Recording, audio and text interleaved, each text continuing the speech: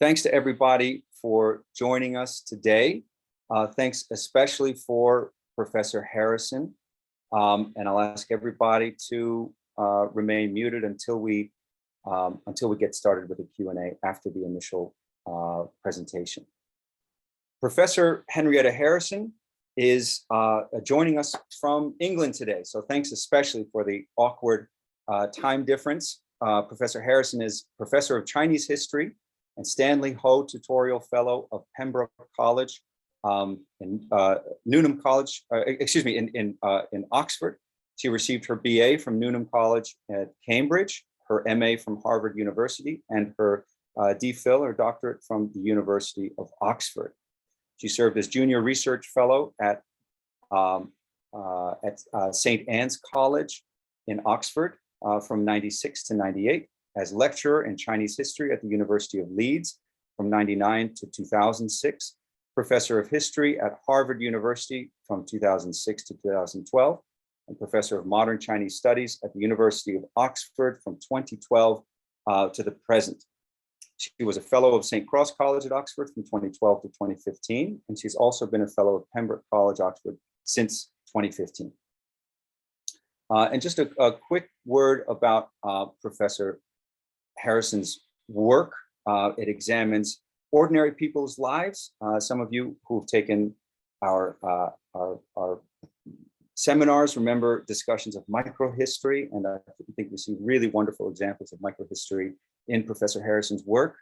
And she also, for those of us who have read a little bit of her work, know that she is interested in telling stories and not just making arguments. So the importance of narrative reminds me of Kurt Vonnegut's expression, pity the reader.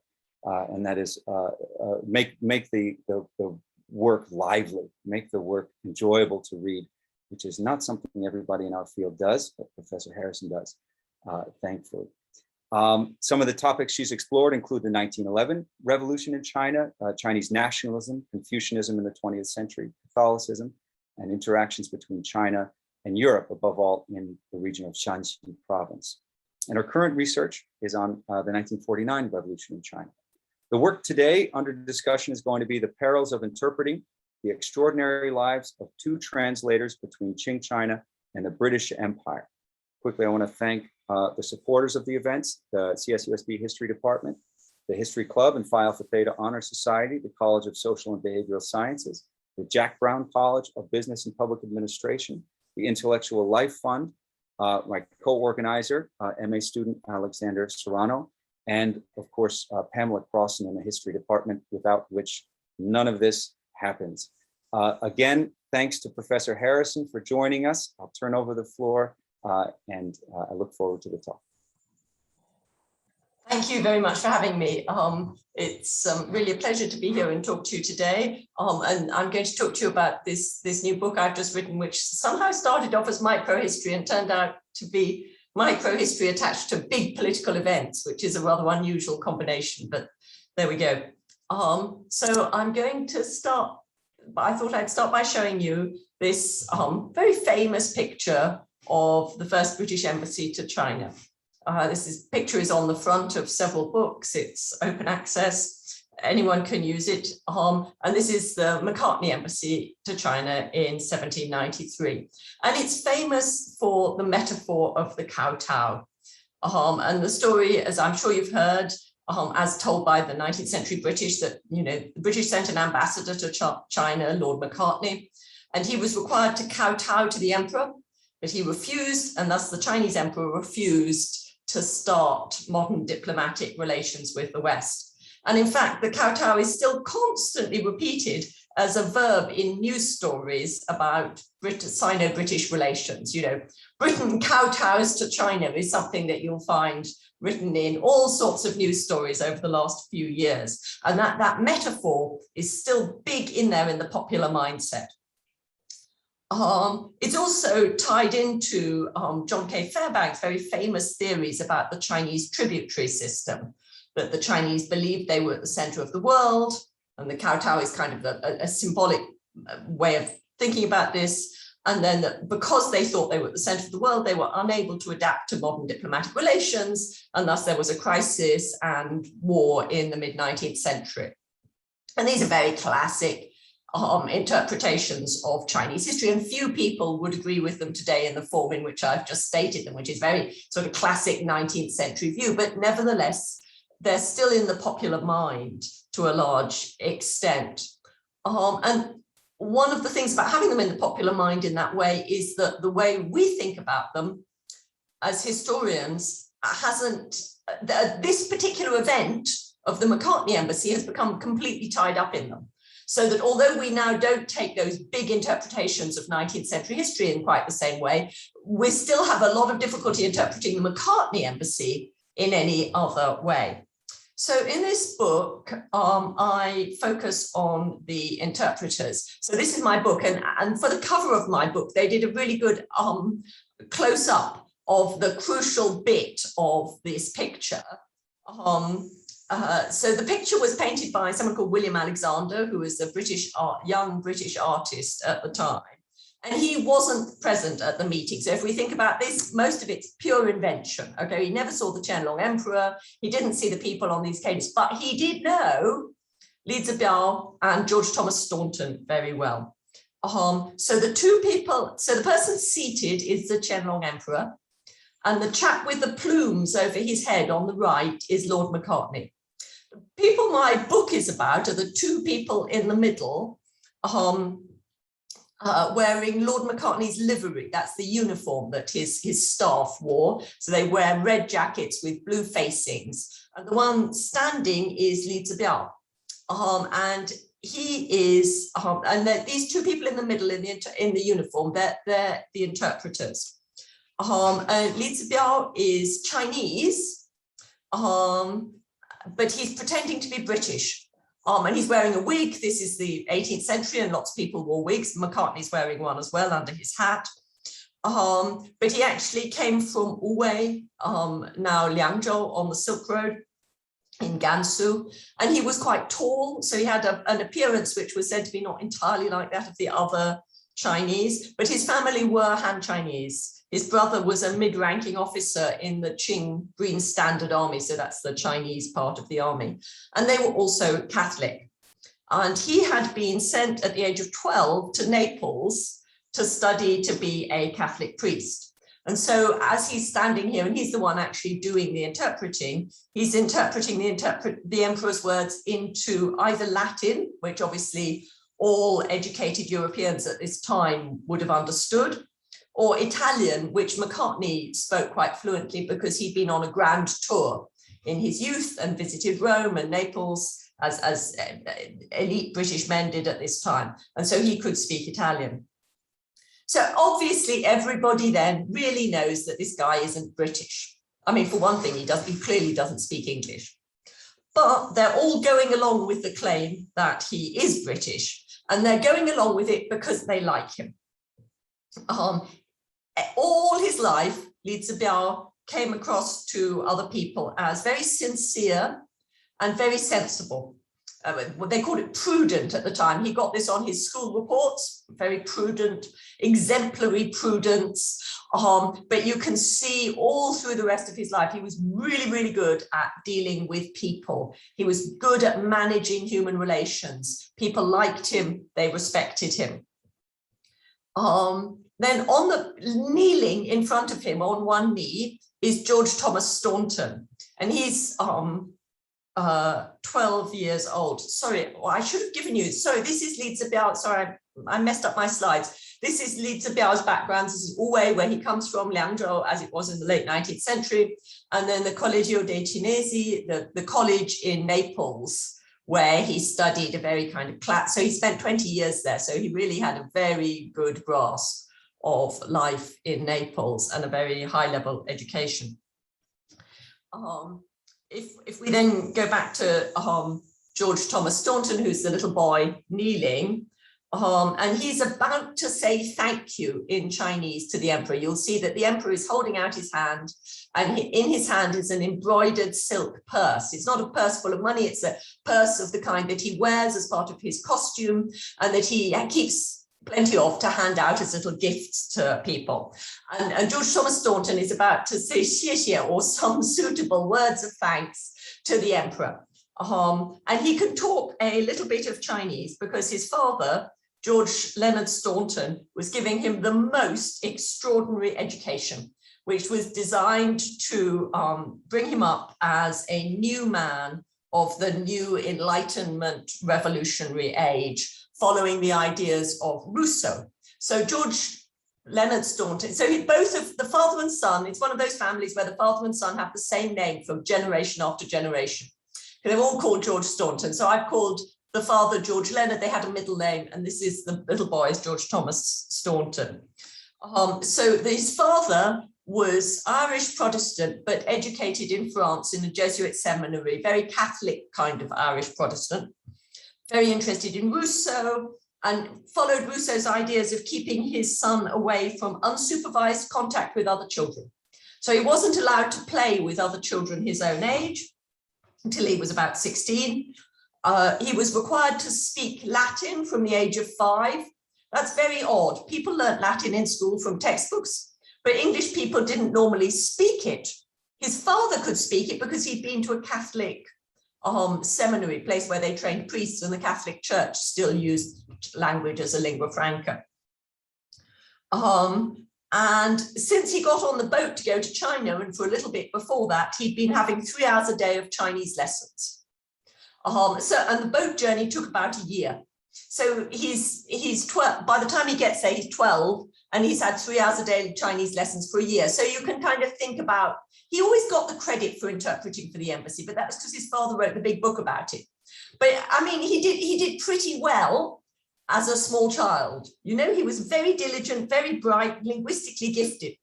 But there's a limit to what you can do by way of interpreting a diplomatic occasion at the age of 12. The most of the interpreting is done by Li Zibiao.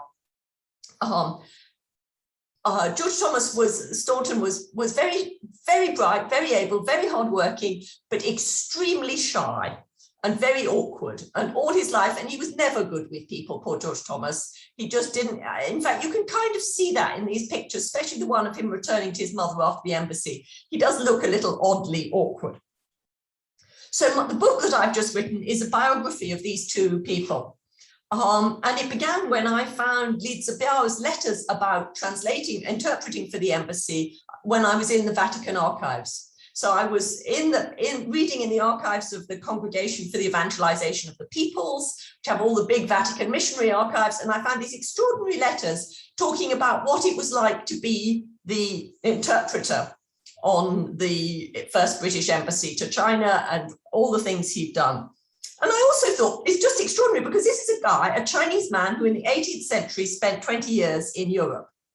And you know, his correspondence survived. So that's a really unusual person, including some of his correspondence about traveling across Europe, what it was like to travel across Europe as a Chinese man in the middle of the Napoleonic Wars. So that's, you know, it's all really interesting.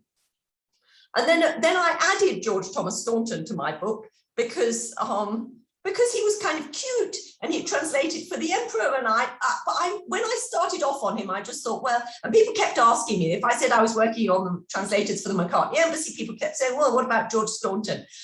And so I put him in, but it turns out that he's a lot more interesting than that. This is George Thomas Staunton as an adult. He went on to work for the East India Company in Guangzhou, and he was very good at Chinese, he was also a very good mathematician. Maths was his big hobby in childhood, maths and chess. And he made a lot of money as a banker, exploiting differential interest rates, money changing in Guangzhou when he went to Guangzhou. He also continued to study very hard at Chinese, and he didn't get on with the other British, where he was bad with people. He didn't make comfortable English friendships when he was in Guangzhou working for the East India Company, so his friends were mainly Chinese. And so he translated the Qing Legal Code. This is the first book to be directly translated from Chinese into English.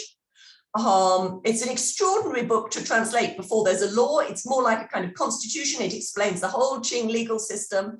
And he had to do it by talking to a lot of people about what that original text meant. He later became a member of parliament. This is a portrait of him by a chap who was his very good friend, who he was subsidizing by giving him a big, expensive portrait to paint. And in the end, he ends up voting for the Opium Wars.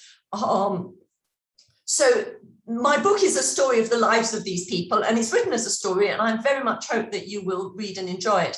I'm not going to tell you stories today because I think stories don't necessarily work all that well in talks. So instead, what I'm going to do is to pull out some of the key points that I want to make. So this is the big puzzle that I'm interested in talking about. And the puzzle is, why was the Qing state so badly informed about Britain in 1838 that its senior officials precipitated a war that they had no hope of winning? And this puzzle really struck me because I inherited from Laura Newby, with whom I first taught when I first came to Oxford, a text that we read with the undergraduates in class. This was our third year class in international relations, actually, and we made them read classical Chinese. We read an Opium War document. And this is a text from quite a famous memorial from Lin Zexu. And he says in this memorial, so he's writing to the emperor, explaining to the emperor that it really is a good idea to start this war with the British. And he says, moreover, apart from their cannon, the foreign soldiers are not skilled at hand-to-hand combat with swords, needing good footwork. And their legs are tightly wrapped so that it isn't convenient for them to bend and stretch. If they come on shore, they will have even less ability. This is why their power is not undefeatable. Now, this comes in a text of which there were many other reasons, some of them rather better, as to why why it's a good idea to go to war with the British. But this is a very strange statement. It comes up, it's part of a crucial political decision-making process. It comes up after 2 centuries of intensive contact with Europeans. And yeah, I thought to myself, well, it's true that Chinese elites valued their own culture and looked down on the culture of others. And it's also very obvious that they preferred to learn from books and didn't want to learn from common people like seamen who knew more about other parts of the world. But then I thought about Li Zibiao, and we cannot simply say that Chinese people were ignorant of the West. Some Chinese people knew a great deal about the West. And so I thought that we needed to think harder about who was ignorant and why they were ignorant. There are clearly a lot of people who know a lot. And Li Zibiao is kind of key figure in my story, but this book involves a lot of other people who are Chinese people who know a lot about the West. And so I think that the problem needs to be rephrased as why that knowledge didn't reach top-level decision makers. And one of the answers I come to on this is the crucial importance here of interpreters, mediators, translators, people who are in the middle of this encounter. And one of the things that I'm particularly interested in is the power of the role of the interpreter.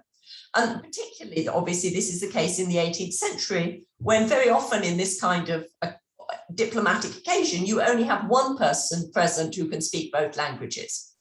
And that gives that one person an awful lot of power. But it's also true today.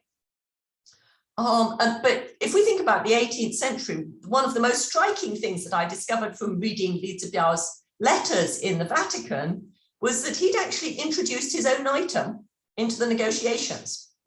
And this is a very, I found it in the Vatican, but we could have found it years ago because it's not, that item is in what Qianlong turns down, a text that many people have read in classes, but it's not in the original set of British requests. And the item that he introduces is a request for tolerance of Catholics.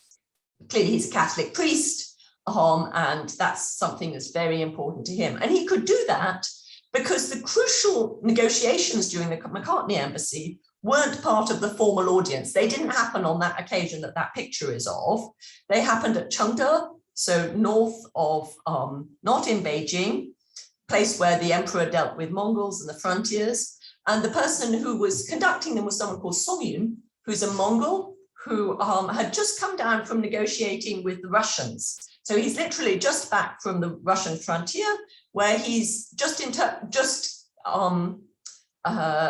negotiated what's now called the New Commercial Treaty of Kyakhta, which reopened the Chinese-Russian trade in 1792. And as a reward for his success with that, he's just been appointed to the Grand Council and the Imperial Bodyguard. So he's become a very high-ranking official, partly as a result of this. And actually his background too is as an interpreter. Initially he trained and did the exams in Mongol, Chinese, Manchu interpreting. And he went out with Macartney riding around the temples in the grounds at Chengde, and they discussed Russia, which Macartney knew about because he'd been a diplomat there. And Macartney laid out for Song Yun what he wanted to get. So an island for the British to remain in all year, a British resident at court, a total of 6 items. And Li Zibiao, at that point, while all this was going on, managed to slip in, apparently, this one of his own. He says he slipped it in, so we know that happened. And we also know that Qianlong got it because he turned it down. So that's one aspect of the power of the interpreter, and that aspect is very specific, I think, to this kind of negotiation where you've only got one interpreter present. There's also the point that information is shaped as it's transmitted. A translator has to choose whether to stick closely to any translation, and I'm sure lots of you will have done translation at some time or another. You have to choose whether to stick closely to an original text, in which case your language often sounds strange and exotic, or to speak and write the text, what you write, as if the person you're translating was speaking your language. And this is a big issue for how to translate Qing terminology to foreigners, because obviously that's very striking. And a nice example of this is Li Zibiao's Latin translation of an edict from the Qianlong Emperor, which was read aloud by Chang Lin, who's a senior Manchu official who's escorting them on the embassy's journey south. And he translates the word gong, which has classically been translated tribute, a term very offensive to the British, as munera. That's a Latin word that means, roughly speaking, gifts. He also translates the word e, which is the term widely used for the British rather than the Portuguese on the South China coast, but also used for the Mongols up in Wu. He translates that term e as externi, which means, roughly speaking, foreigners, and not as barbarians, which is the translation that the British found. So, and of course, there were Latin words that barbaroi is a Greek word. These are ancient concepts. He didn't pick that. And indeed, but George Thomas Staunton, many years later, George Thomas Staunton battled with this, against this translation of barbarians, saying that translating words in an offensive sense will create hostility. So, and I think that's what we're talking about here. We're talking about a kind of translation in a sense that will make a negotiation work. And so, for example, when the English king is described by the Qianlong Emperor as Yuefu Gongshun, Li Zibiao translates that as 2 ways. He translates it 2 different ways in the same document. It turns up twice. And one time he says the English king is content and peaceful. And the other time he uses the word magnam benevolentiam, which means goodwill in Latin, but it contains the word benevolence, which is obviously a kind of word which makes it sound like the English king is looking down on the Chinese. And he also keeps adding the words Chinese, according to Chinese customs, according to Chinese habits. So he keeps putting these in to make things more relative, a sense of cultural relativism. Now, this is how he translated a text. Now, obviously, when he was translating spoken, we don't have any record of that. That's impossible to know. But the spoken translator has to make the same kind of choice. These are not wrong translations. They're particular kinds of choices, all of which go one way. Any given time, his translations are completely reasonable. If you take them all together, you'll get a much more sort of conciliatory tone to the words than someone would have done in the late 19th century if they were translated. And spoken interpreters make all these same kinds of choices, but they make them at speed.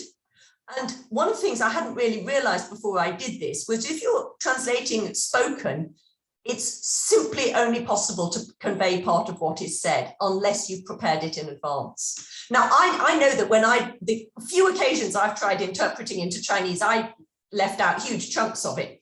And I thought that was just me being incompetent. And clearly I'm not a good interpreter, but even people who are really expert interpreters say that they have to leave out quite a considerable amount of what is said just to keep the conversation going. And nowadays, people do simultaneous interpreting, that extraordinary thing that people can do where they're listening to one thing and speaking the other.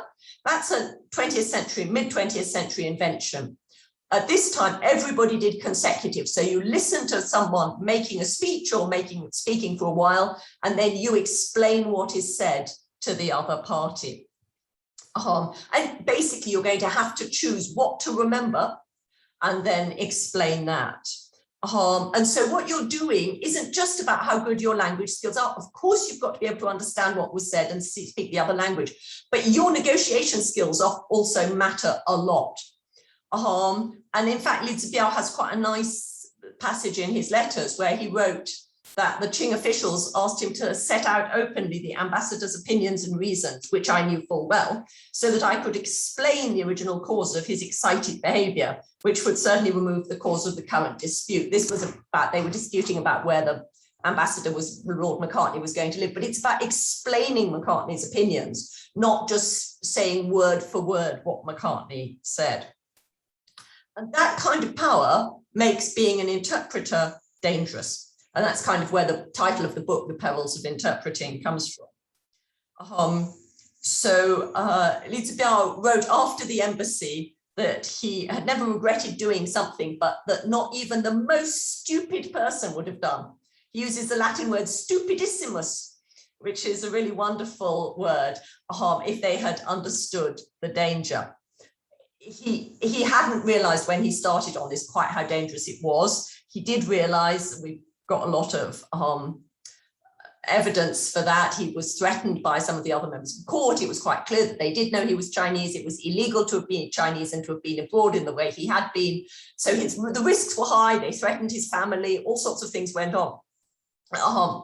But it's not just about Li Zibiao. Interpreting, I want to say, is dangerous across that, because the language skills for interpreting inevitably require very deep immersion in another culture. And both for Li Zibiao and George Thomas Staunton, some of their closest friends were people from the other culture. Li Zibiao's closest friend as a child and as a young man when he was in Naples, he was with quite a lot of other Chinese people. He was much younger than the other Chinese students for a long while. And his really close friend was this person, Giovanni Maria Borgia, who was the son of a duke, the Duke of Vallimezzana, the only son of a duke, very high Neapolitan aristocrat. And that was his best friend. He was still writing to him in the 1820s in his old age from a remote part of Shanxi. George Thomas Staunton, when he arrived in Guangzhou, and he came back to Guangzhou after the embassy, he went back to England with a Chinese language exchange who you saw in the previous picture. And he came back to Guangzhou, but he wasn't really comfortable with the other British. He came from a slightly different social class. And some of his closest friends were with the Chinese young men, the Mai Ban, the compradors who worked there. Someone called Wu Ya-cheng and another guy called Li Yao. And when you have this kind of deep immersion in another culture, it's very, very difficult for someone looking on to know the exact internal balance of your loyalties. So I often, when I started doing this research, I often got asked, well, was Li Zibiao really just not really Chinese? And that's, it's not like that. It's not that simple. We all know people who have multiple cultural identities now. There isn't some sort of single real answer to this question. And in interpreting, that's a that's a very highly charged issue, because if you look at someone with that kind of background and you're in a situation where the two countries have different agendas, there were going to be problems of trust, basically. And that is inherent to diplomatic interpreting. However, interpreting for the British in China was a much more serious issue and became increasingly dangerous. And this is where we really go on to George Staunton. And really what I want to argue here, and I have to say this is probably the place where my argument is weakest, I have least evidence, but I really do think that there's something going on here. And that is that it seems to me that the consolidation of British rule in India was a quite major turning point for British relations with China. It transformed that kind of early modern world of transnational travel into one of imperialism and violent conflict. And I think India was crucial. And key aspects of this, so Lord Macartney, before he went to China, was governor of Madras in 1781, so that's on the South Indian coast. And when he was there, what was going on was a really major war by the British against the state of Mysore, led by Tipu Sultan. And this is the last really big war where an Indian state fought the British to a standstill. The British did not win this war. They really thought that they were going to lose. I mean, actually, it was more of a draw. But George Leonard Staunton, who was there, the older Staunton was there too, and he thought, you know, if things continue like this in India with the rest of the British Empire, if we don't have a peace soon with the powers of this country, that's India, we must, as a state, be ruined.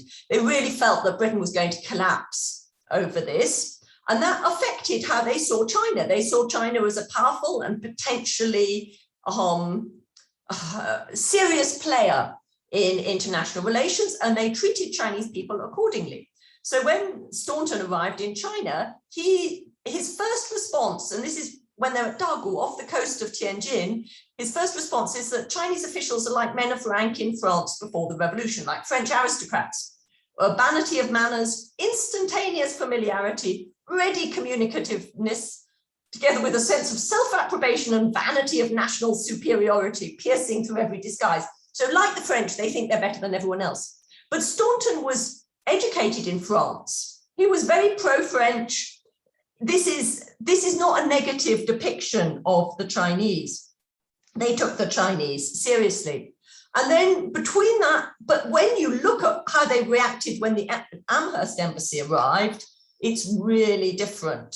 So the next British embassy to China was the Amherst embassy in 1816, and their first response to the Chinese. And so this is after real consolidation of British control in India, and the people going there have also been to India first. And their first response to the British is to the Chinese, and they get met by exactly the same rank of officials. They're not respectable or arrogant, but they also, one of the key first responses is these people smell. Now, it's no way more likely that the Chinese people smelled any different in 1816 than they did in 1793. But that simply never occurred to Macartney to say. And they also, the Amherst embassy people talk a lot about the Chinese being naked. Again, the Macartney embassy people didn't. They thought, you know, people pulling boats, you know, sailors might be naked, but that's just the port. So they have a strong sense of class affinity when you're in the Macartney embassy that's really gone by the time you get to the Amherst embassy. And when the Amherst embassy leaves China, their boat comes back into the harbor in Guangzhou, and when they're told not to come in, they just fire all their cannon off over the forts and kill a lot of Chinese people on the way in, Chinese soldiers. And so I think the other big thing that comes out here is the enormous importance of the behavior of British warships off the coast of South China. So this is the middle of the Napoleonic Wars. British warships were cruising around the place, and they were attracted to Guangzhou because if you were a British naval captain in the 18th century, I don't know if you read those kind of storybooks, but you got all the, you know, watch the films. If you took a prize, you got all the money from it. If you took another ship, you and your crew got everything that was on it. And of course, the ships coming out of Guangzhou with those huge cargoes of teas, they're immensely valuable.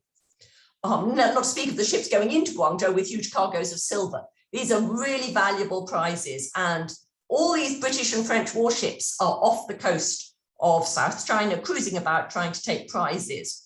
And in 1808, the British decide to occupy Macau, and they hold Macau for 3 months. This is a major event in Anglo-Chinese relations, which is for some reason omitted from most of the textbook. It's obsessed the imperial court. If you look at the Jiaqing Emperor's memorials on foreign affairs during his reign, a huge proportion of them about this event where the British held Macau.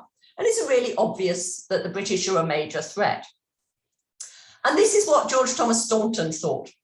So he wrote rather wonderfully, the Chinese do not really believe, though they so express themselves in the official language of their edicts, that ambassadors are sent to their court with the sole view of enabling them to contemplate with more virtue the sublime virtues of their heavenly enthroned emperor. They are not quite such drivellers in politics. If therefore we are so unfortunate as to succeed in persuading them that commerce is not our object, conquest is the next thing that occurs to them. And this is just a picture of HMS Victory, which I went round. Those are all cannons emerging out of the side of it.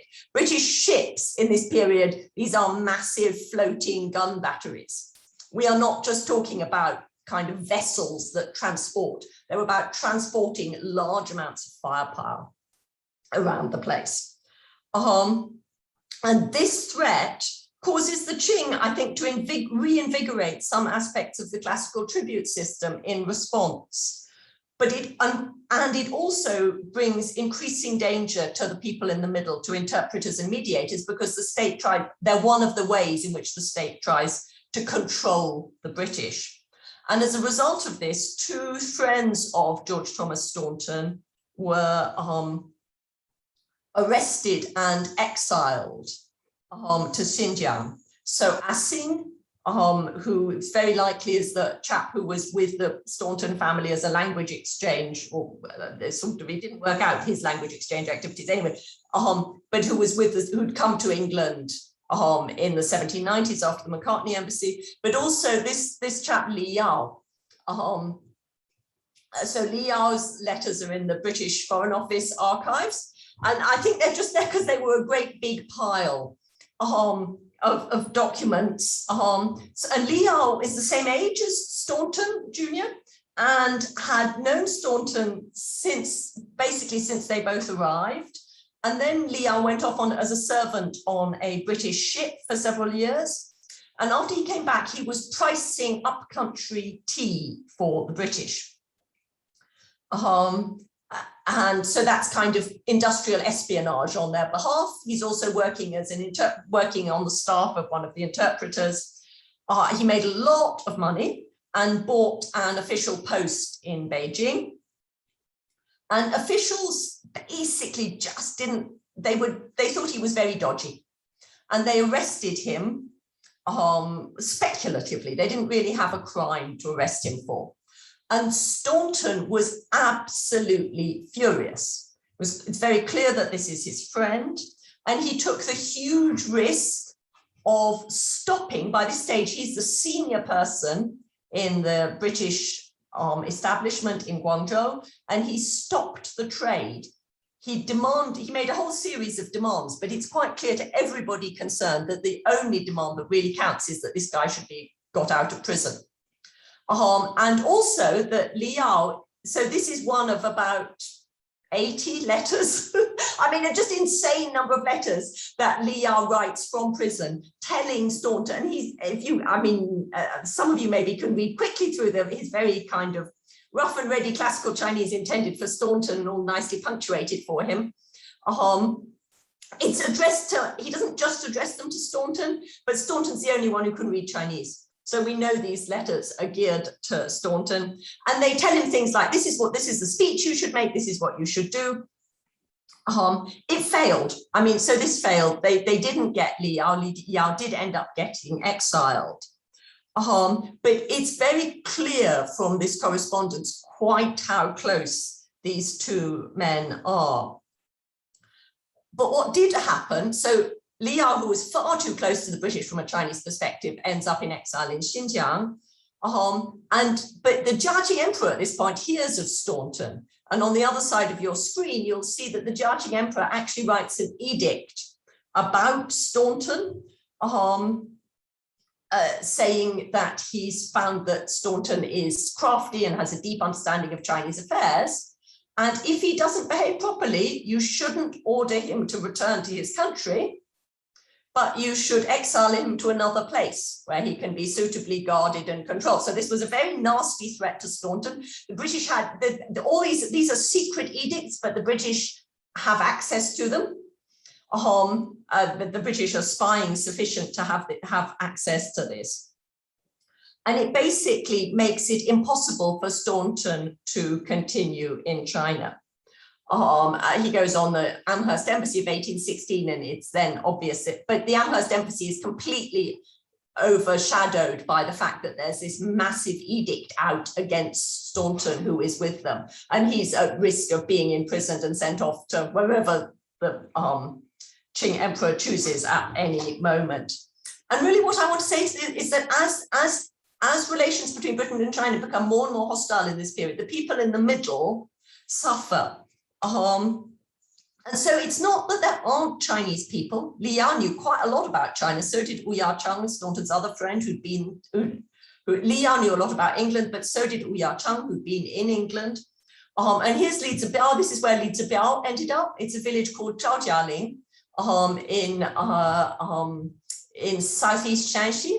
It's a completely back and beyond sort of place. And this is, on the left is the church that Li Zibiao founded. And it's literally that size. It's tiny. It's one of these little caves. And you can see a tiny cave in the hillside. So this is an absolutely back and beyond place. So you've got someone who is extremely sophisticated, with a wide knowledge of, who has learned Greek and Latin and Hebrew, and what is he doing in the early 19th century? He's actually having to hide away in this place, because as the Jiaqing Emperor learns more about the British, he becomes more and more hostile to Christianity. And there were a whole series of persecutions, and even Li Zibiao has to go into hiding in this place. And all that wealth of knowledge and competence is lost. And finally, in this Staunton situation, when he gets back to Britain, is not much better. In fact, the British aren't at all keen on him, and he doesn't get any of the kinds of jobs he would like. He spends a great deal of time gardening. And this is a picture of his garden. He bought a seat in Parliament, which was something that you could do at that point. They had it cost about £4,000 or £5,000, and he had plenty of money, but he almost never spoke. The one time he tried to speak about China, people all walked out. The chamber emptied. Nobody, and he was counted out, which was this sort of great, massive humiliation of his life. He wrote a passionate pamphlet against Britain's warlike policies in the 1830s, in the run-up to the Opium War, critiquing this use of the word barbarian, saying we should not translate "yi" as barbarian because it makes it seem the Chinese are much more hostile than they actually are, and asking how would the British respond if French frigates were to force their way up the Thames. But he also ended up speaking in favor of the Opium War in 1838. Partly hoping for influence, and partly because he too was an interpreter. I haven't talked about that so much now, but he too did a lot of interpreting. And I think interpreting produces an immense capacity to see both sides of every issue. And he had that capacity in spades, and people disliked it in him. They called him a weathercock, that he just swung around all the time. It wasn't really swung around all the time. He held everything. But you'll see in his lake, in his park, he built a Chinese fort with the Qing flag flying over it. You will see to model the defenses of Guangzhou Harbor. presumably, and he did that right at the time when he was writing the book saying we shouldn't interfere with the Qing. And then after the war, he put this little boat on it, which was a little English boat called the Victory. So just to conclude, I want to say that languages are important and that interpreters have power in diplomatic negotiations because translation isn't a simple process. Both Zibiao and George Staunton translated in ways that reflected a late 18th century world which minimized difference, emphasized shared things, and tried to achieve successful negotiation. And in the book, I set that against the translations of Robert Morrison, which are much more alienating, much more emphasizing difference. And I think the other thing that I really want to say is that knowledge is not something that simply spreads and increasing. It's possible to lose knowledge. And there were, the British forgot how they weren't able to learn Chinese in this early period, even though the Jesuits had known it for centuries. But in China, the problems caused by this loss of knowledge were far more serious, because in the early 19th century, China was facing a technologically advanced and structurally expansionist British military with the most amazing military power. And in that situation, fears about loyalty also made it incredibly dangerous to be known to have extensive knowledge of the other sides. And interpreters and translators were on the front line in facing those risks. And as in many political contexts, but particularly in a highly centralized and autocratic system like Qing China, the problems were exacerbated by the fact that controlling what knowledge was presented to the decision maker was one of the most effective means of influencing his decisions. Okay, thank you very much. So that's why I think that the Daguang Emperor didn't know, or one of the reasons. Okay. So I shall stop sharing at that point my screen. Thank you so much. A virtual applause. I really enjoyed that talk. Thanks everybody for joining. We have at least 10 minutes and some virtual Zoom claps from everybody. I wish we were in person, wish we could fly you across the ocean, Professor Harrison. But that was such a fantastic talk. I've just begun reading the book. But that concluding remark is so important. Some of my students are in a modern East Asia class, but we're early in the term and we're just getting up to speed. So we're going back through very early history, and you've really amplified an essential point, and that is the specificity of this historical moment rather than its timelessness. And this loss of knowledge, the potential for the loss of knowledge, rather than the sort of eternally static China, which is such a dangerous, kind of a hasty way of thinking about China in this time.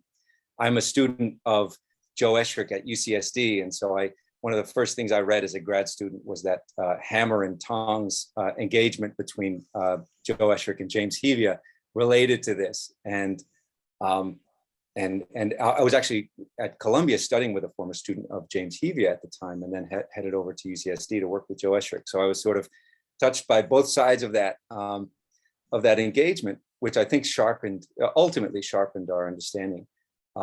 But I really love that. It's more of a comment than a question. I want to open the floor to our attendees. And we have a question from Arshil. I also want to welcome anybody to raise hands. Again, I want to thank Professor Wang and Professor Goodman for joining us, and my friend David for zooming in, David Chung.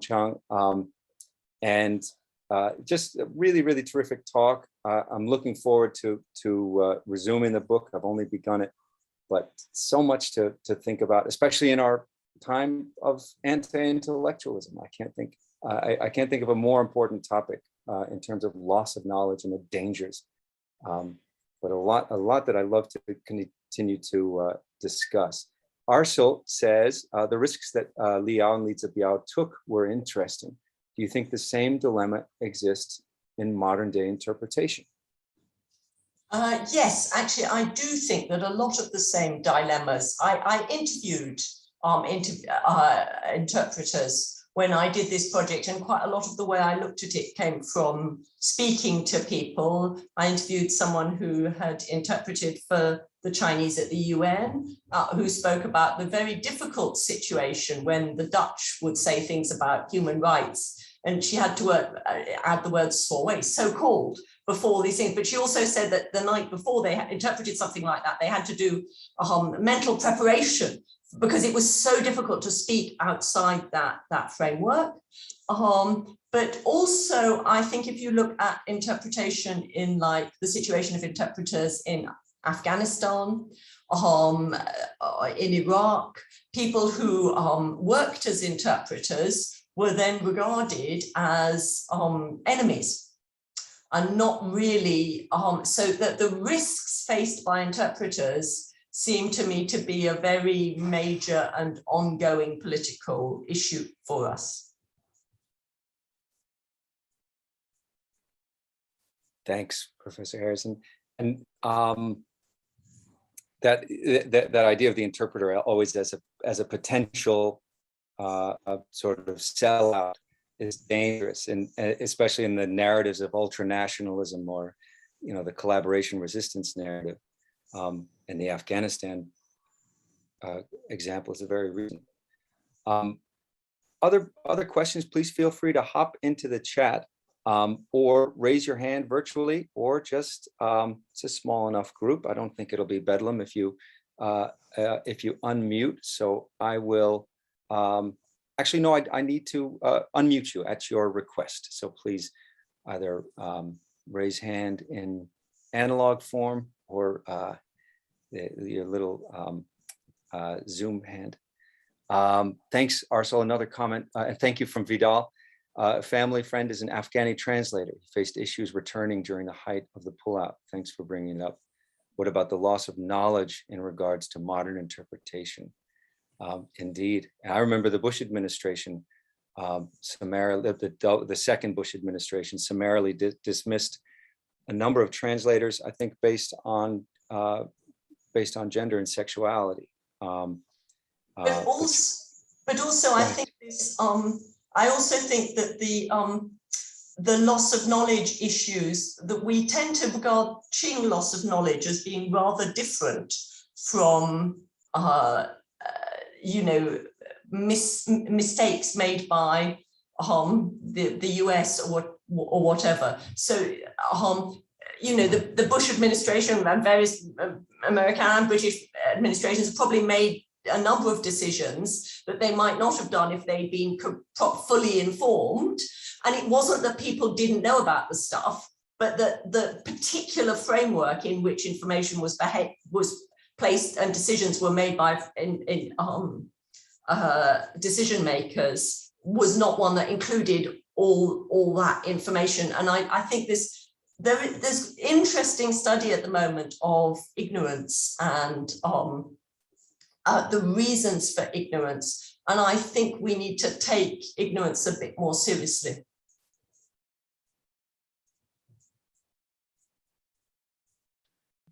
Bashar, please go ahead.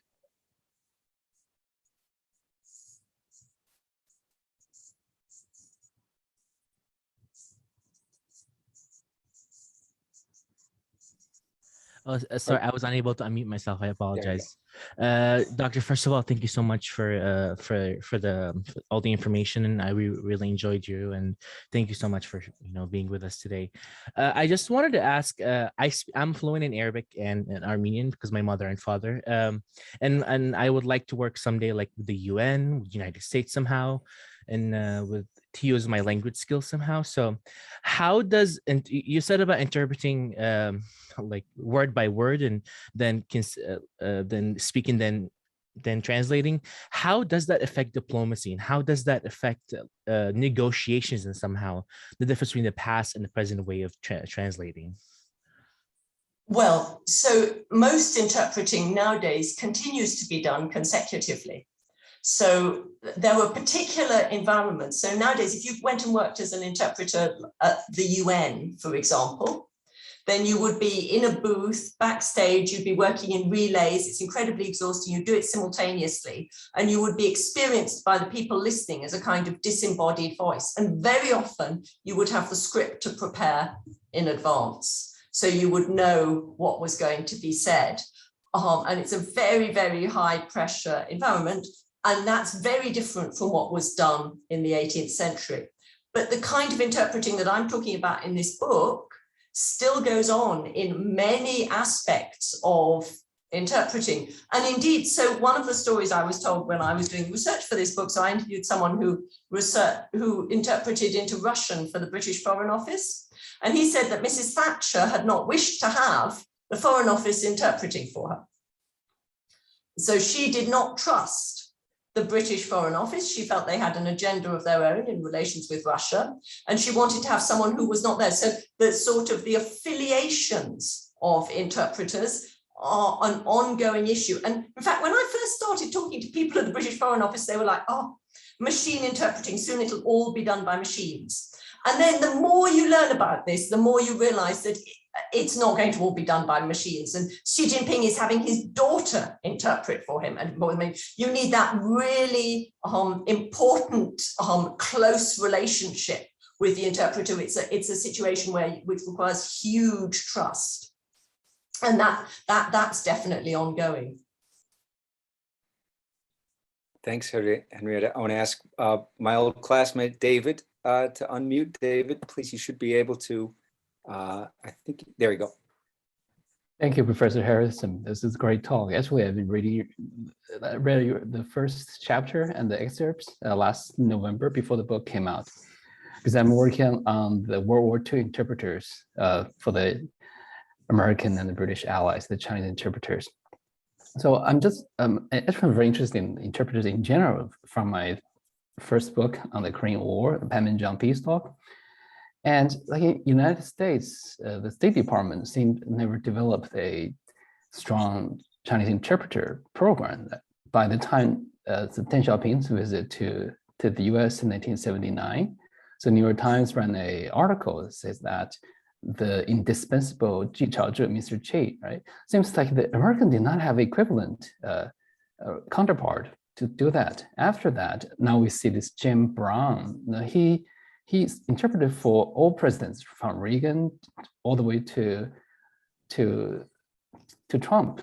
Seems like he just retired recently, because in the recent meeting between Xi Jinping and the virtual meeting, it was interpreted by this Chinese American lady. But I just wonder, in the case of Great Britain, how the Foreign Office interpreters were trained. I mean, their level of expertise could reach the level of a Stanton. I don't know. I'm just, of course, it's hard to compare. No, to be honest, I don't know the answer to that, because I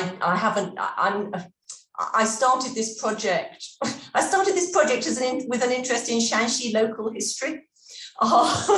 Because Li Zibiao ended his life working in Shanxi, and then it went from him. So it didn't come, I didn't start from interpreting, I arrived at interpreting, and I haven't come across much about the training of UK Chinese interpreters. The one thing that I've really been struck by is, I mean, I worked for quite a while at the University of Leeds, where we ran a big translation and interpreting program. It was all very technical, and you got the impression that interpreting was something you did if you learned a language and you learned it very well.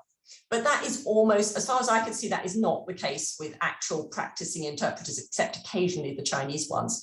An enormous number of them are people with very unusual life backgrounds, and particularly people who are crossing between cultures from an early age, because particularly for diplomatic interpreting, you need to be able, you don't just need to know the language, you need to be able to operate successfully and come across well in two different cultures. And that isn't, on the whole, I think, a learned experience that you can get as a someone who just learns the language. And George Thomas Staunton's situation was also, nobody else spoke Chinese like George Thomas Staunton. Robert Morrison learnt Chinese, and he could translate in a very different, much more academic way.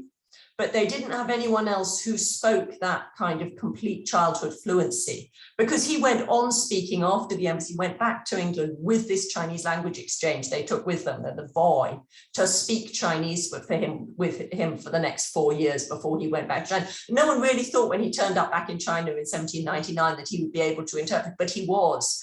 And that was because he'd had this very mixed and complicated background, really from a very early age. So that's not really a good answer. But your book sounds really interesting. It sounds more like I should be reading your book than answering the question. Professor Goodman, Bryna, please join. Thanks, David, for joining and for your comments. Let me see. You should be able to unmute now. There we go. Yes, I realize I put up too many hands. Thank you so much for your wonderful talk. And I just wanted to ask if you could speak a bit more about Li Zibiao and how his time abroad may have cost him in understanding of the Chinese context, since I think that's a part of what you were saying, and I think it's a fascinating part of the story. Yes, so I mean, he went abroad very young. And so he went abroad at 12, and he was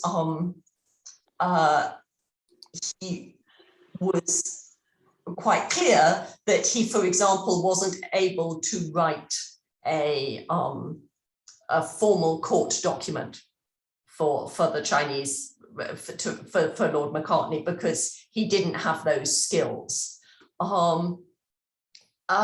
They did go on studying Chinese while they were in Naples. So they were taught by the older students. The older students quite often were he went age 12, but that was very unusual. Quite a lot of the people who went to Naples to study went aged 18 to 20. So they'd had a fairly full sort of primary level Chinese education. They used standard exam manuals. They wrote kind of bad. There was some of their one particular sort of notebook survives with someone writing not very good essays in Chinese. So he had a sort of and there was a group of about 15 of them. So they were constantly speaking Chinese, but he clearly didn't have really any knowledge to speak of the Chinese state at the point at which he came back. However, his brother was by this stage a mid-ranking naval officer in Hainan in the Qing Navy, and he had been expecting Li Zibiao to turn up on the South China coast. When Li Zibiao made the decision to go on to Beijing, which he did in order to make that request about the Catholics, that was his goal. And he sacrificed meeting his brother who'd just been promoted, and when you get promoted, you got to, at that level, you got to have a meeting with the emperor. And so he'd just been promoted up. So he had a kind of excuse for going up to Beijing. He took the other Chinese priest who'd come with the British, but wasn't willing to interpret or able, and went hurrying up to Beijing. So there certainly he was getting some input. He was very sharp, very got together, and I think he picked things up very fast. But he certainly turned up back in China with sort of completely feeling his way. And to be honest, he also felt like that in England.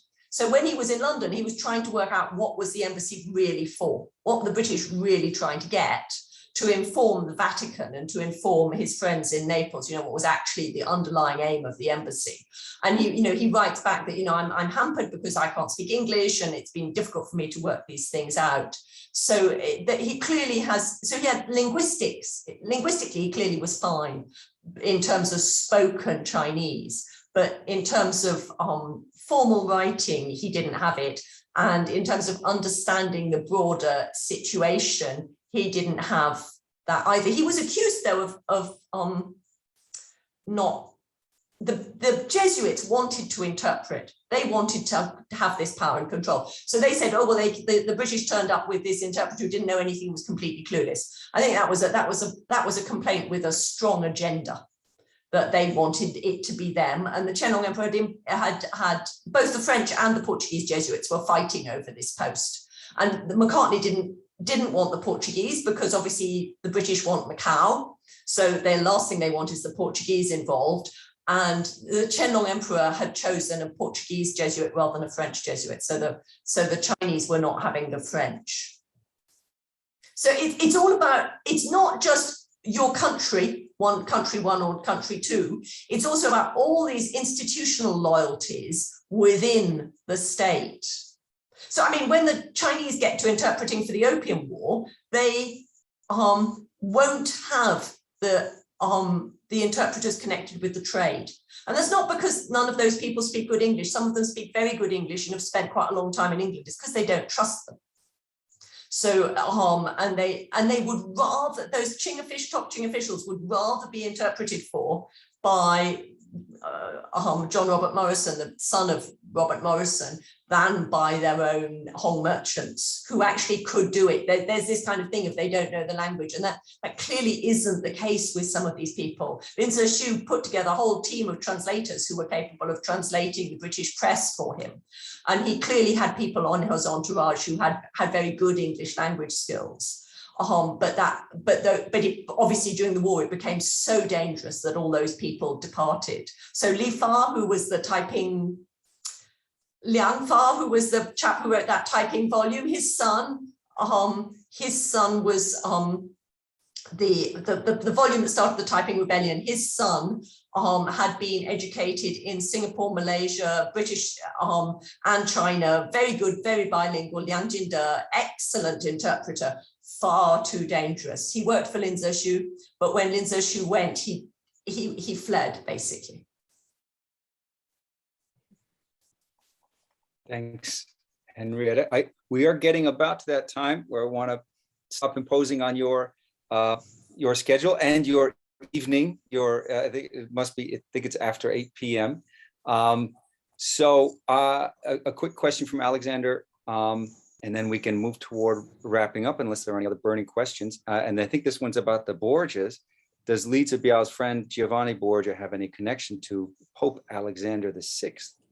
Okay, so this is a long and complex question to which I could talk to you for a long time. There were elaborate Borgia families and they all claimed relationships with each other. And there's also a Cardinal Niccolo Borgia, who's the head of the propaganda at these stages.